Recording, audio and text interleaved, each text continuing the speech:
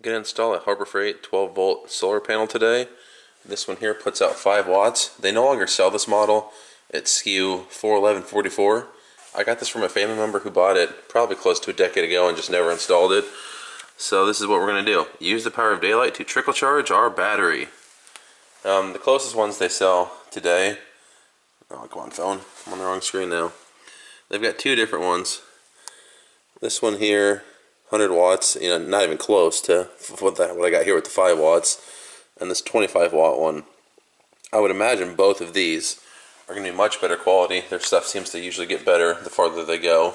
You don't have quite the classic vintage Chinese box, and usually the Chinese instructions on the back are better. They make a little more sense now, but it seems fairly straightforward, and I guess if this one proves to be alright, then the newer one should be even better.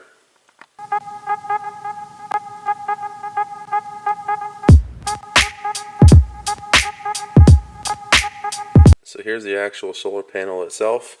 Just made a quick mount last night on some scrap lumber. I don't want to put a ton of time into making a mount because this thing could very well shell out within the first month. It's November and I live in Iowa. Last year we had a couple days with the actual temp below -15, so this should be a pretty good test, I would think, of if this thing will shell out instantly or not.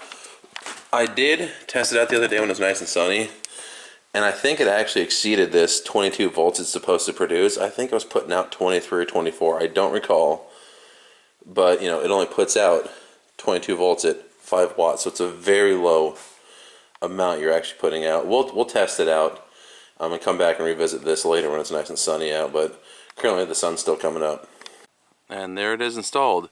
I've mounted it on the front of my 28-foot semi-trailer. It's a refrigerated unit, so it's got a battery here to start the motor, and it has actually LED lights inside of it that I've been using.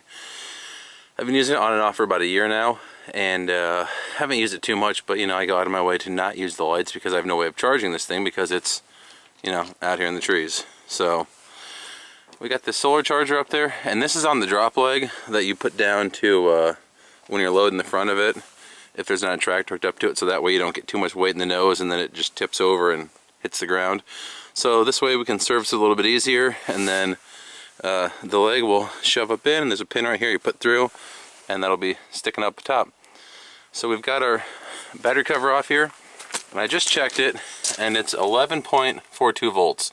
So we'll let this charge up for a while, and that's with it unhooked. It's not hooked up yet. We'll let that go, I don't know, a couple weeks maybe, come back and see how it's charged. Which even this is impressive. It's been sitting here for a year. For hooking up to the battery, you just have alligator clips. Just super simple. Clip them on and you're good to go. Now, I think it should go without saying, this is not an over-the-road trailer. This is something I use for storage. This is never going to move, and I'm not worried about using the drop leg to keep it from tipping because I've got this cribbage set up under the front of it.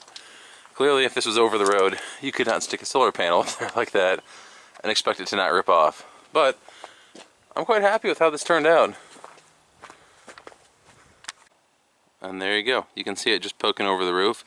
I think it's about perfect. I didn't want to mount it to the roof and put holes in the roof, and I thought this was the better solution. Plus, it was easy. That was the biggest factor. It was easy. So hopefully this works out for my trailer. Like I said, I just got some LED lights in there that I use to see at night or early morning, or I guess honestly in the front of this trailer it gets pretty dark even in the daylight. So I'll let you know how well it charges up and if I recommend buying one of these things.